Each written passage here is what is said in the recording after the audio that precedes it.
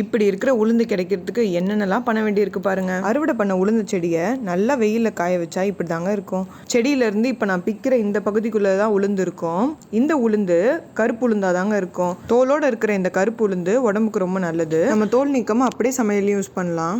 இதை சுத்தம் பண்ணி தோல் நீக்கினா கிடைக்கிறது தான் நம்ம கடையில் வாங்குற வெள்ளை உளுந்து. இப்போ இந்த உளுந்தை இந்த செடியிலேருந்து எடுக்கிறதுக்கு நிறைய வழி இருக்குது. அதுக்காக தான் வண்டியில் இந்த உளுந்தை ஏற்றிக்கிட்டு இருக்காங்க. இதை எடுத்துகிட்டு போய் மிஷினில் கொடுத்தும் நம்ம தனியாக பிரித்து எடுக்கலாம், இல்லைனா மேனுவலாக அடித்தும் தனியாக பிரிக்கலாம். ஆனால் இப்போ இங்கே என்ன பண்ண போகிறாங்கன்னா, எடுத்துகிட்டு போய் ரோட்டில் கொட்டி வண்டிங்கெல்லாம் இது மேலே ஏறி போகும்போது நம்மளுக்கு உளுந்து தனியாக வந்துடும். அப்படி பண்ணதுக்கப்புறம் நம்மளுக்கு கடைசியாக கிடைக்கிறது தான் இப்போ நீங்கள் பார்க்குற இந்த பதிரு. இதுக்குள்ளே தான் அந்த உடச்ச செடியும் உளுந்தும் இருக்கும். இதுலேருந்து உளுந்து எப்படி தனியாக எடுக்கிறாங்கன்னு பார்க்குறீங்களா? நம்ம ஐயா ஒரு முறத்தை வச்சு இதெல்லாம் தூத்தும் போது காற்றடிக்கிற திசையில் அந்த பதிரு, அதாவது அந்த குப்பையெல்லாம் அடிச்சுட்டு போயிட்டு உளுந்து மட்டும் கீழே கொட்டிடுங்க.